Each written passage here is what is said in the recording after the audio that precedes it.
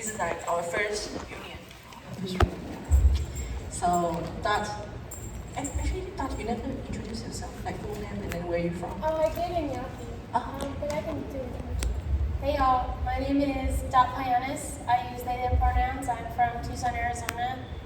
And I'm not really a member of the Pascoyaki tribe, but I am. And yeah, it's my third year here at Drexel University studying fashion design. I would not be anywhere without my lovely mother, Dawn here, CEO boss lady. And member of the Pascoyaki tribe. And she's a member, and that's how I got here. But yeah, I spent a lot of time being far away from home, so a lot of my journey as an artist has been connecting in my own abstract, weird, funky way. And yeah, thank you all so much for being here. This is very beautiful and surreal. Hello, my name is Isela. I also come from Tucson, Arizona. We drove all the way over here, so that was a pretty crazy experience.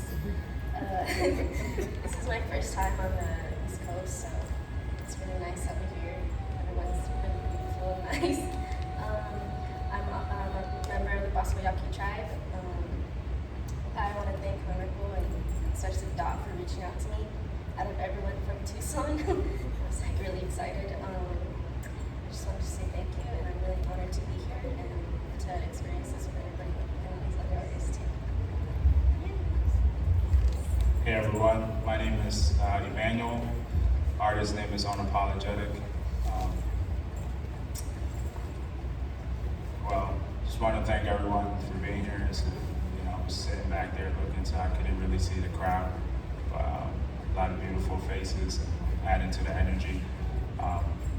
Thanks to Hanako and Dot for curating such a wonderful experience, such a healing experience. Personally, the name Unapologetic is a name I adopted as an alternate name to plant a conscious seed in the mind of humans, specifically Afro-humans, to be unapologetically themselves. And it's also a name that I adopted as a uniting term to people of African descent who have been scattered through African diaspora. The work that I create has kind of changed over the years. My intro into art is mostly through typography, and now it has changed into more of a healing journey. And so the work that I create, I utilize color theory, color psychology, Gestalt psychology, and other color healing principles, mainly using chromotherapy, which is utilizing color to heal. And my work focuses on cultivating healing spaces within the mind. I believe that if you are able to cultivate a mindful mental garden, so to speak, you would then be able to cultivate a more physical garden, and your intentions and energies and actions will be guided from there. I think we all have a unique purpose to serve as humans on Earth, and when you are able to balance your internal self, then you're able to move within your purpose and fulfill your life destiny, which in turn is connected to other people.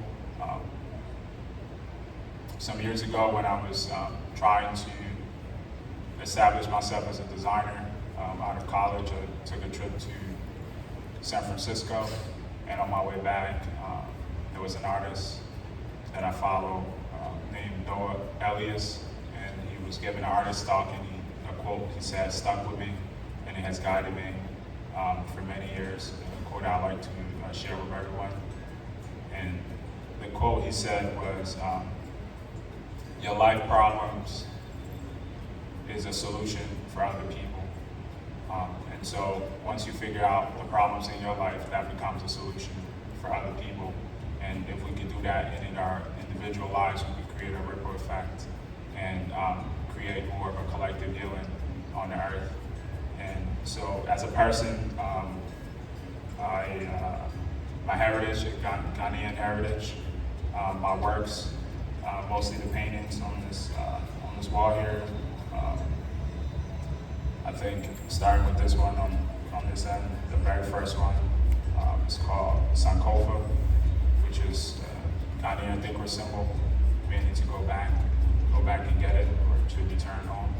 And so that speaks to that nature of uplifting that Afro-feminine, which I believe as, an African male, that is the first channel for me to uplift as a male, because that is through the African women that people like me are birthed into the world, and whatever the Afro women experience, that experience is passed down through birth, and then us as products of hers get to live that out. So by calling the need to heal the Afro-feminine, that would create a ripple effect to whatever fruits that she bear forth on earth. And then the second one, I believe, is balance. That speaks to more of a mental space, and utilizing the chakra colors. So the colors of the circular above her head, there's like the chakra colors, and speaking to the 7 energy points in the human body. The yellow specifically is called decisive yellow. So that yellow helps you with coming up with a decision.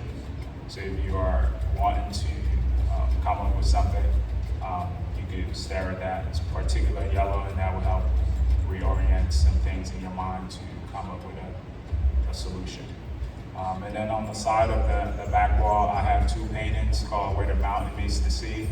That is more of like a love story between 2 figures who are moving in their unique energies.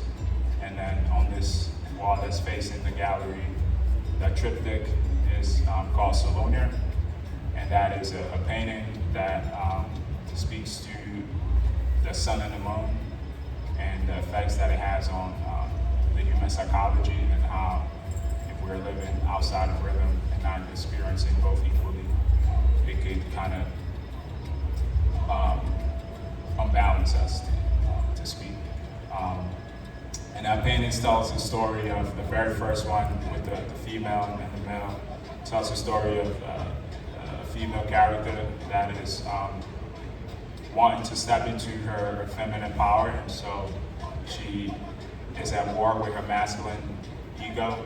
So she kills the masculine ego in the first one, and then in the second one, she's more stepping into her feminine power and embodying her femininity. It's the colorful one in the middle. And then the last one is a realization that there was no need to kill the masculine ego. It's about finding balance and operating in both.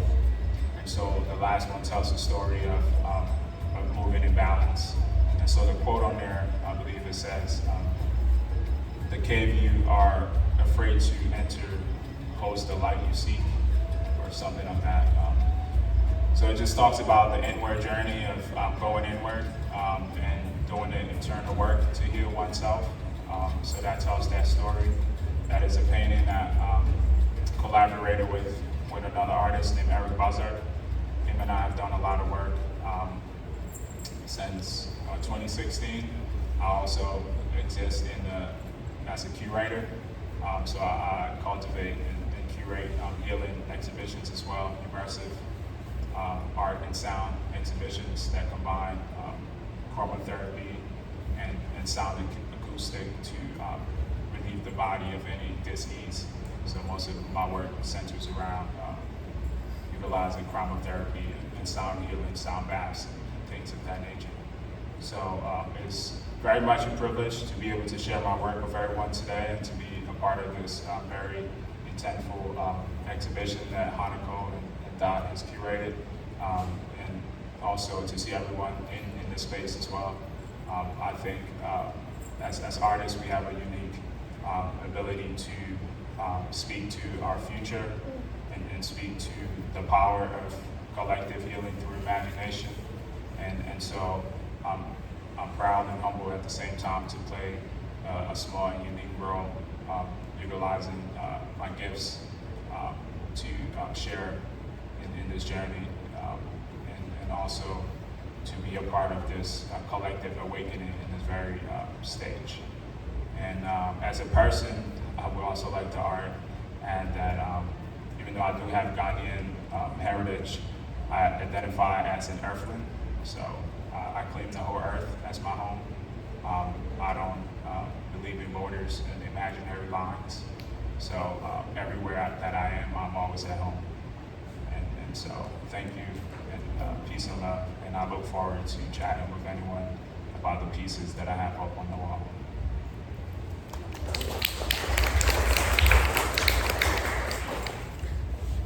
My name is Jonathan. I also go by AJ, so you might have heard both being said at different points today. My work is inside here, and it is a dance film called Atlantis Rebirth. I am from St. Martin, or Swaliga. Swaliga is the indigenous name for St. Martin, meaning land of salt. And so if you see Swaliga, that's what it's referring to. And I go to Drexel. I'm doing my master's in dance movement therapy. And so I'm also available to talk afterwards.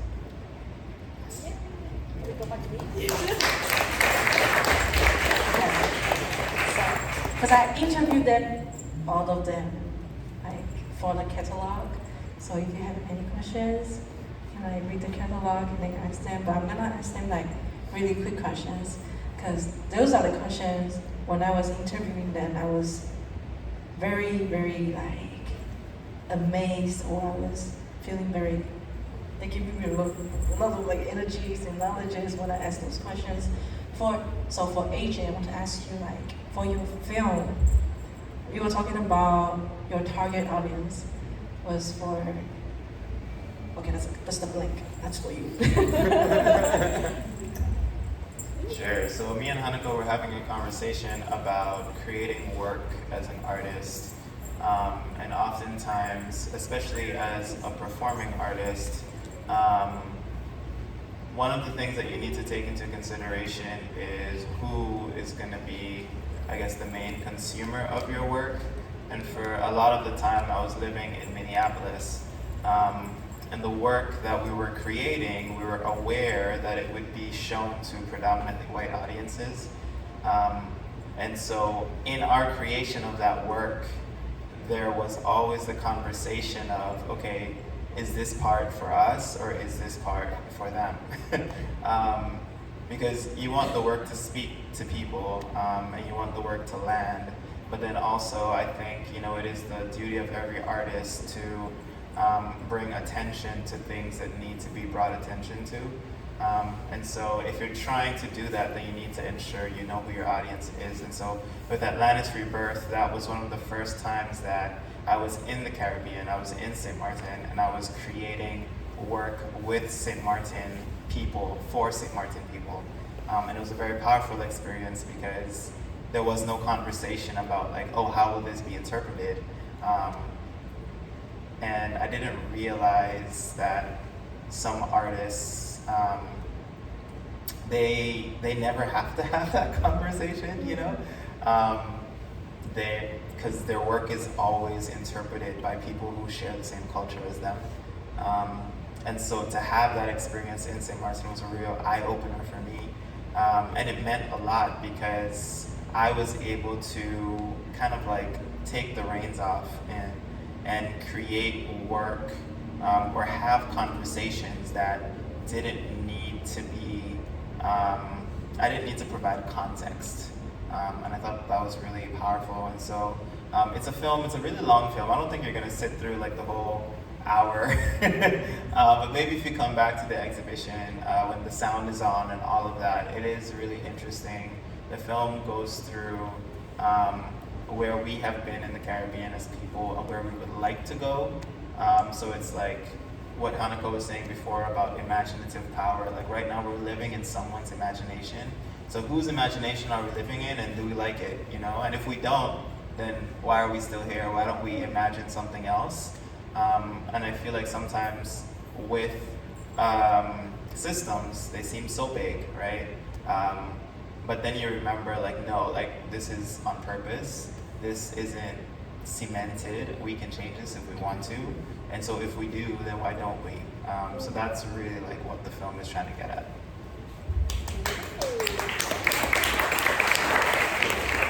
Next, I'm gonna ask Isela.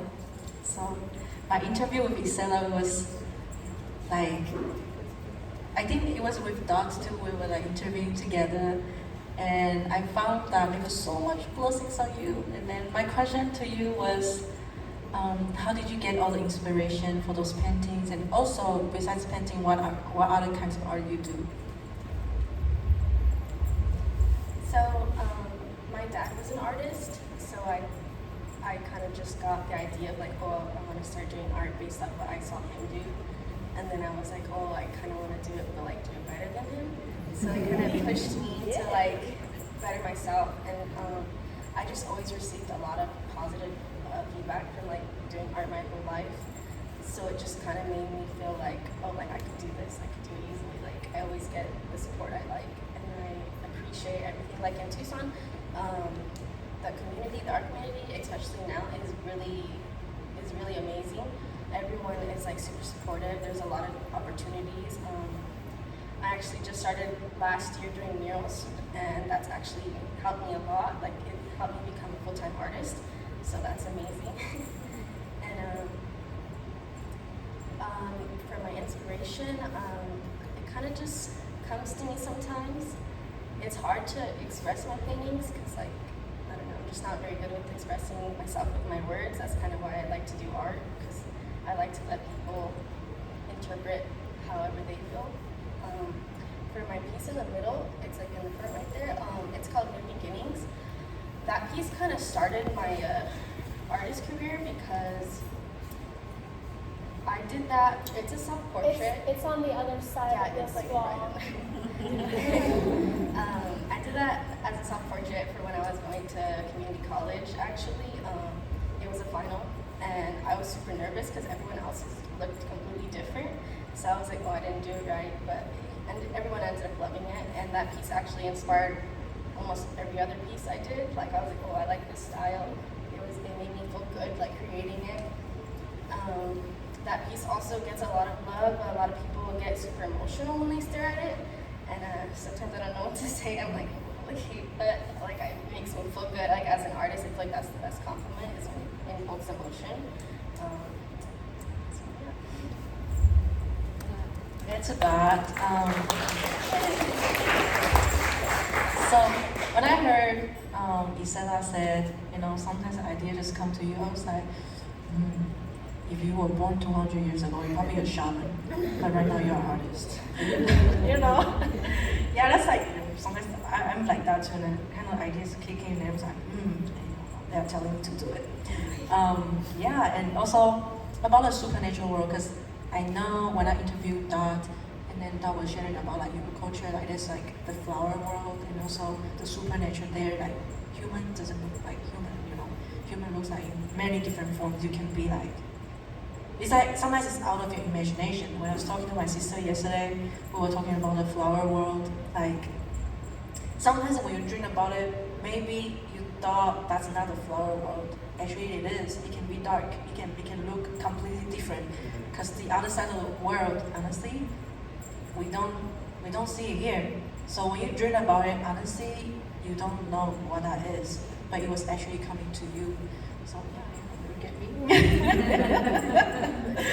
Yeah, so sometimes my sister will also dream about, so my sister dreamed about the future and Dot dreamed about the past.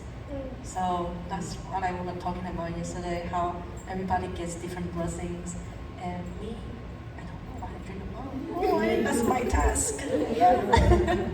And to Dot, this is very hard to Dot. Honestly, Dot, do you have anything else you want to share?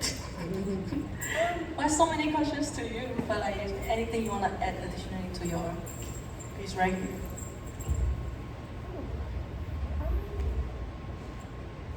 You said something right now about like the way you felt in the process of presenting and finishing your work for community college, and I feel that so intensely right now.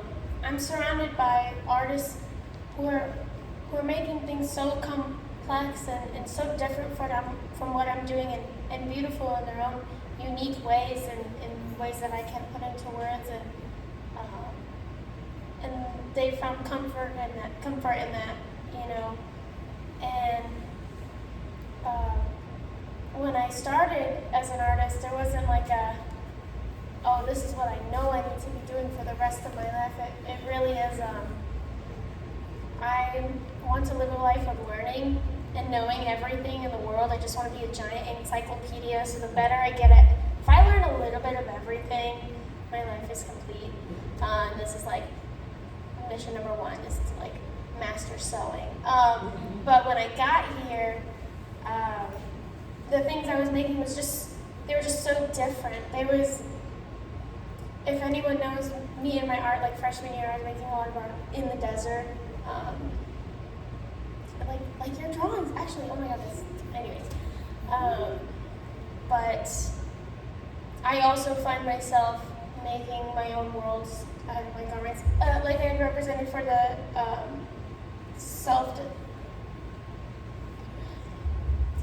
the piece with the fishnet and everything. It is my mission to create what is not there for me yet. To create a beautiful world, to create one where I am not just a human, like, and what you had said about being an earthling, like I'm beyond what has been placed upon me, and what I am told to be. Not that I'm being forced to anything. My family is so supportive of any mission that I've taken. Has just been hands-on. Here you go. So I was going on a tangent. To go back to where I started,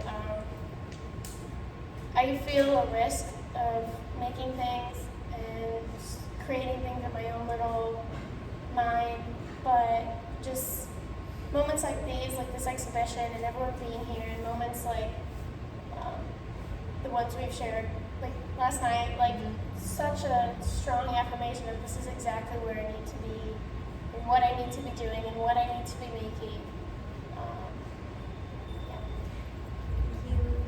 So lastly, so when I was interviewing you, there was a question about like making art, like how the process of like your art making. I was surprised that you were talking about like when you started making this art, this painting, you were just non-stop and then just finish it. And then I think that's not a question. I kind of just want to ask like, why is it like that? How do you feel when you were making the art? Do you think that was healing you? And do you think the journey of just finishing it was like a norm to you, something like that? I'm really bad at asking questions, sorry. Thank you. I think just in general, there's multiple forms of creativity. Any form of creativity in itself is healing. For me, the creative practice that I gravitated towards was visual arts. And so painting, I think I shared this story with you recently, started painting in 2020 into 21. So before that, I was never really painting. But I've always been surrounded by creative people, whether music, arts, or just all my friends are creative people. I don't know, I've never really made friends who were like just regular people. So, so like all my friends are like, they're crazy in a normal way to me. And they all embody the art of expression. And so for me, when I started painting, I just looked out to them for a lot of pointers. And so that's how I kind of, I guess, got good at it. But in terms of art,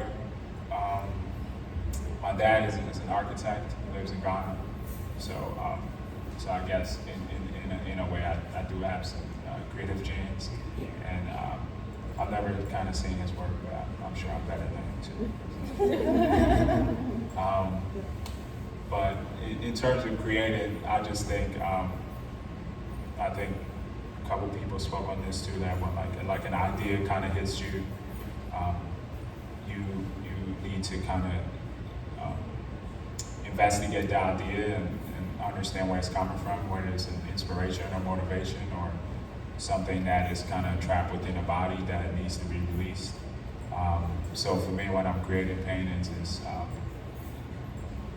it's a bit rigorous because once I have an idea, I want to just get it out. And so if it's going to take like 3 days or a week, that's like the only thing I'm going to be doing. And so I like clear my schedule and I'm painting days and nights or, whenever. But I don't like to have some sort of like a distraction in between when I'm kind of in the creative flow, because it's like in a way I feel like I'm in the process of transmutation.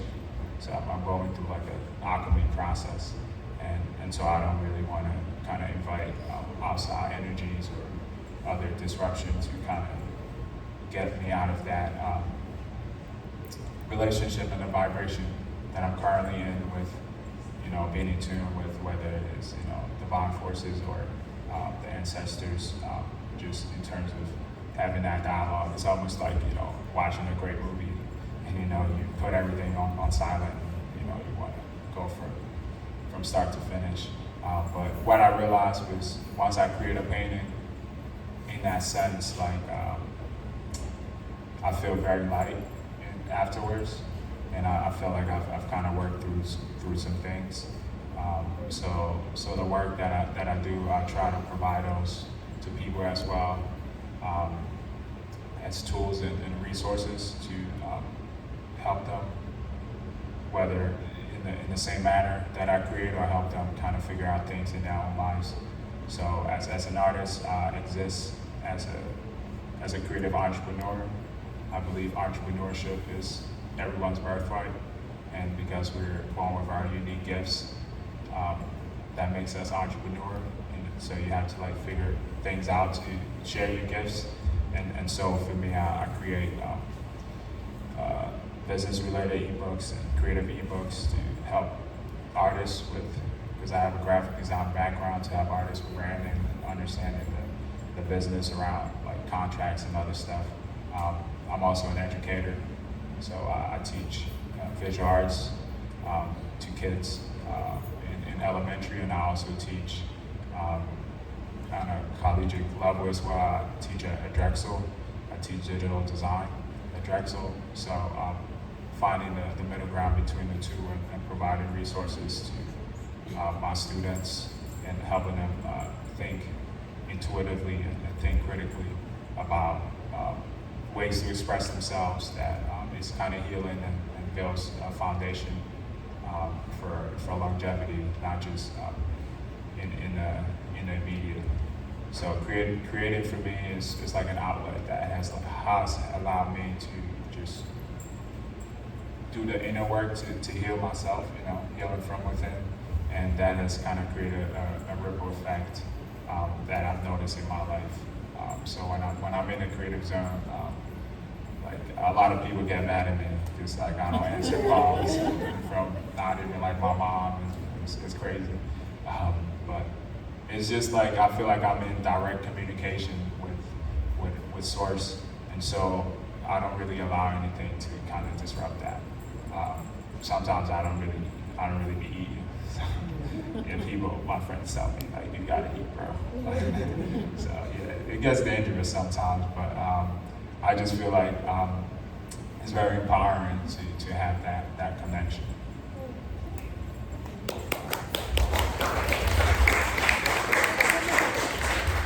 I also just want to like sit with that for a moment of like how many artists also agree with when you're in tunnel vision, nothing else matters, and I think that makes the most beautiful art. I think that's where I feel very connected to with my artists. When I know it's going to be good is when I can't see anything else but the end product. Sometimes it can be detrimental. Oh my God, the world's going to end if I don't get this done exactly the way I need it to work. Your ancestors will be mad. My mom will be mad. Yeah. So after this, Can I ask you a question? maybe. Yeah. About second funeral, I asked you the other day about like the importance of why you chose the colors and why you chose the specific things sitting on the chairs, and like, yeah, can you explain that more? I'm gonna start with actually I'm not an arts major. I'm entertainment and arts management. So I'm on the business side of the arts. Yeah? So I haven't been like making like visual arts like mostly. Probably before I was 18, I was mostly doing performance. I was doing theater, musicals. Hey, people don't know that this is part of my life now. Yeah, and then after I come to Drexel, I started to take art history classes and also learning more about visual art. And I was like, maybe I can do installation too. So honestly, the idea coming after I taking a few art history classes, and the colors I chose is because usually the chairs back home they have those colors, and I was like, let me just preserve that part of our culture. And then I put my English 101's memoir there, and plus there's one chair that represent elders, so they have like the wooden stick there, and also the cigarettes, betel nuts, and also alcohol. So the cigarette and betel nuts is really essential for our rituals because we need to give it to the ancestor. Like this is because back in the time those are really hard to get. So we are giving our best to the ancestor and then ask for their blessing. So that's like kind of why we have cigarettes and like alcohol on the chair.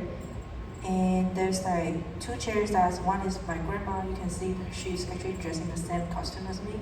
And I was telling some of the people that the costume that we are wearing right now is actually influenced by a lot of Japanese and also Chinese culture. So if you see from my skirt, they are like Japanese flower pattern. And then my top here, this is really like Chinese style or Korean top. But for my leg, this is actually open at the side. You need to tie so many things on, for dressing this traditional clothes. This one is actually for farming, because when you go inside, go into the fields, you want to cut grasses. You don't want the grasses to hurt your leg. So you want to protect your leg, and then during the festival time, we want to, wear the same thing, but prettier. So we have like embroidery on it. Like, everything on my dresses right now is all with embroidery. And I made my own clay. I think that's it. This all the tape, all the seats. Yeah. But alcohol, I want to talk about this one a little bit more because in some of our indigenous culture, alcohol is a bit important in the rituals. So we don't drink too much. So you just get yourself just a little bit tipsy to let yourself to feel relaxed. And when you dance, I need to do this demonstration for you. So we release a lot of our weight to the ground. So there's like a lot of indigenous dance we do stomping. Actually, when I was in Ecuador, there was this. They were talking about like stomping dance. You are releasing your weight to the earth, so you are releasing your energy, give it to the ancestor to let them get it. So that was very important to us. Just drink a little bit, make yourself relaxed, give all the energy to the earth, so you don't feel like those bad energies in you. Just let them get it, and then you'll feel better. So yeah, after this, my friends Black Teeth, they will be playing for like an hour. They are also curators, music curators, and also local DJs in Philadelphia. They have like amazing events every week almost. So if you want to check out Black Teeth on Instagram, for sure check that out. Isela, Emmanuel, and I will be selling some of the arts outside. So if you want to buy some prints from them, make sure Venmo them, sell them, or cash them, something like that. Yeah, thank you guys for coming. It's really, really nice to have this opening with so much people, with so much love, so much hope, and thank you all of you for being part of my exhibition. Lastly, I just want to teach you how to say thank you in my language. It's semangalan. Semangat. Yeah, let's do it one more time. Semangalan. Semangat.